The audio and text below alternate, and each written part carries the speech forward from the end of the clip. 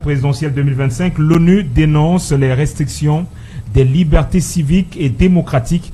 Yaoundé prêtera-t-il une oreille attentive? Junior Bena, votre avis sur ces observations de l'ONU, déjà, votre commentaire? Avant toute chose, je tiens à rappeler que nous sommes un peu indignés lorsque nous sommes face à l'ingérence étrangère.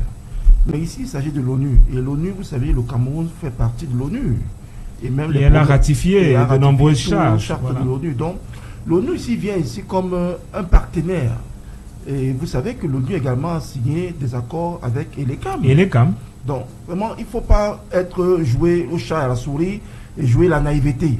Donc, il y a déjà eu un premier pas. Donc, l'ONU, en fait, est déjà intégrée, impliquée dans ce processus, même s'il peut donner des avis, mais il est déjà impliqué en tant que partenaire dans une convention que nous avons décrié même dans les médias, que ce n'était pas logique que cette convention puisse s'appliquer sans l'avis d'autres partis, c'est-à-dire que les autres partis, dont les autres partis d'opposition et la société civile.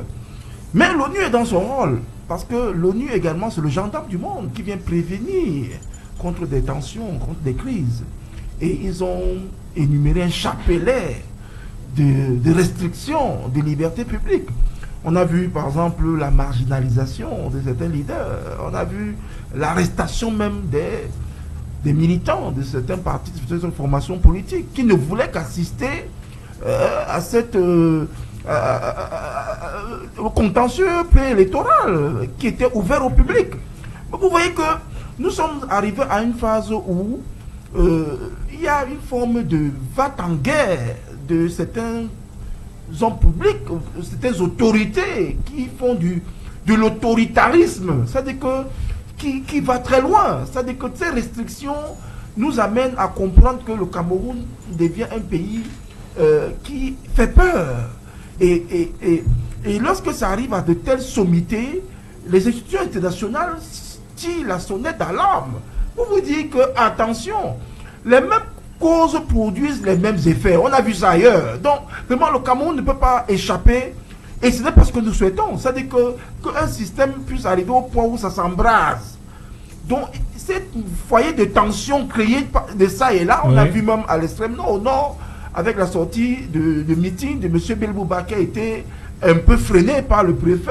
Et puis, on a vu les militants qui ont basculé le véhicule du sous-préfet. Donc, ce genre de pratiques, des pratiques rétrogrades d'une administration au service pose un problème d'éthique politique et même démocratique. Voilà pourquoi nous tirons ici, nous interpellons les pouvoirs publics de jouer le jeu de la démocratie, de jouer le jeu de l'électorat, de jouer le jeu de la clairvoyance et de l'anticipation. Parce que gouverner, c'est prévenir. On ne peut pas continuer à à danser sur des œufs et à penser que rien ne va se passer. Parce que cette histoire de moulinex à tout azimut là, vous voyez, des bras de fer, des restrictions, des confrontations, ça dit que ça met un climat d'électeur dans le paysage politique au point où on a du mal à s'exprimer, à organiser un meeting, vous avez même les réunions et tout, c'est la déclaration, mais on vous dit que le préfet, le sous-préfet peut apprécier et peut à tout moment décider d'annuler ou de décommander ou décaler ou bien même de changer le lieu parce que bon, il a des informations que lui seul peut comprendre. Il a une boule de cristal où les informations arrivent, il lit ça seul et puis il pense que la dangerosité de votre réunion, même chez vous, peut créer un trouble à l'ordre public. Oui, ce genre de zèle, d'excès de zèle des autorités, ça pose un problème même au niveau des amis du Cameroun à l'international. Parce que le Cameroun va partout prêter l'argent. Le Cameroun va au FMI, le Cameroun va au Club de Paris. Le Cameroun va sur tous les plans, tous les plateformes financières. Et ces gens-là disent que vraiment, ce que vous faites à votre peuple là, ce n'est pas convenable. Essayez de mettre la pédale douce pour que cette élection soit pacifique et qu'il y ait la paix, comme le président lui-même a dit, avant, pendant et après. Mais si déjà avant ça commence comme ça, imaginez-vous pendant et après. Donc les contestations post-électorales, pour nous, on pense que ça va être c'est tendu. c'est tendu et ce n'est pas ce que nous voulons parce que c'est ça, ce sont des prémices d'une tension, d'une dégradation d'un climat qui va être délétère et que nous ne souhaitons pas. Je voudrais juste avoir l'avis de Junior Abena sur l'exclusion des candidats parce que le MPCC a été dans cette situation-là. Oui, vous savez, nous allons pleurnicher, nous allons tout dire ici, mais vous savez, lorsque le régime a un agenda, il a un agenda. Et on a vu qu'il fallait écarter certains candidats. On a vu que certains candidats même étaient passés, comme le MP. Hein? Il est Zipan. Monsieur Zipan. Mais on allait ressusciter une dame qui est venue compromettre complètement cette candidature. Ça nous laisse comprendre que on est très loin des schémas classiques de l'orthodoxie. Ici, nous sommes dans une bataille. Le MPCC a payé du prix. Peut-être on nous a qualifié d'être proche de M. Kamto, je ne sais pas, peut-être. Mais on ne comprend pas parce que notre président Jean-Blaise Goët a toujours été, c'était la 3e fois qu'il présente sa candidature pour une élection présidentielle. Elekam déclare que non, on le prend comme candidat indépendant. Pourtant, le MPCC a des conseillers. On a 3 conseillers à la commune de Bopaka. Mais après, Elekam dit non, c'est une erreur. Bon, au niveau du conseil constitutionnel, vous allez rectifier. On va rectifier, donc ne vous inquiétez pas, ça va passer. Arrivé là-bas, le conseil vous dit il faut apporter des gages sur votre inscription sur la liste électorale. C'est-à-dire que on vous dit que ce n'est pas suffisant. Voilà le rejet.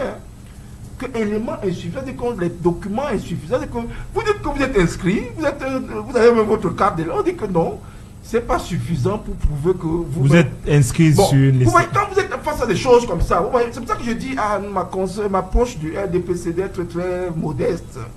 Parce que lorsqu'une machine politique se met en place pour briser l'avenir d'un pays, ce n'est pas seulement de nous et de vous qu'il s'agit, de toi et moi, c'est nos enfants, c'est l'avenir du Cameroun.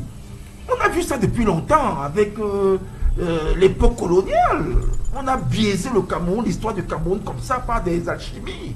Le premier ministre du Cameroun à l'époque coloniale, qui a vécu les mêmes travers.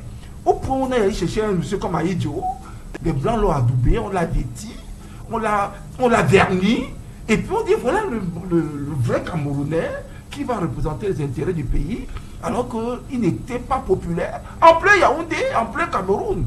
Non, c'est l'élection. Vous pouvez pas. Aïdjo avait son parti politique, mais est-ce que allez lire l'histoire, vous allez comprendre. Monsieur Aïdjo n'était pas populaire au Cameroun. Comment on réussit à être président sans être populaire, Madame Annette Tanga? Parce que même le président de la République, Paul Biya, il est populaire. Oui. Voilà. Alors, donc vous comprenez que ce sont des alchimies comme ça qu'on crée. C'est pour ça qu'il faut faire très attention. Et nous voyons bien que le Cameroun nous a amené vers des vagues de contestation, des vagues de schisme, et ça a provoqué ce que ça a provoqué avec le problème du Nozo. Ok, merci. Parce qu'on a vu ce qui s'est passé aussi à la conférence de Fumban. C'était le même principe, toujours des dribbles, des contournements, des alchimies, et puis après les anglophones se réveillent 30 ans plus tard, ils disent que mais ces gars-là nous ont torpillés. En réalité, ils ne nous ont pas dit la vérité.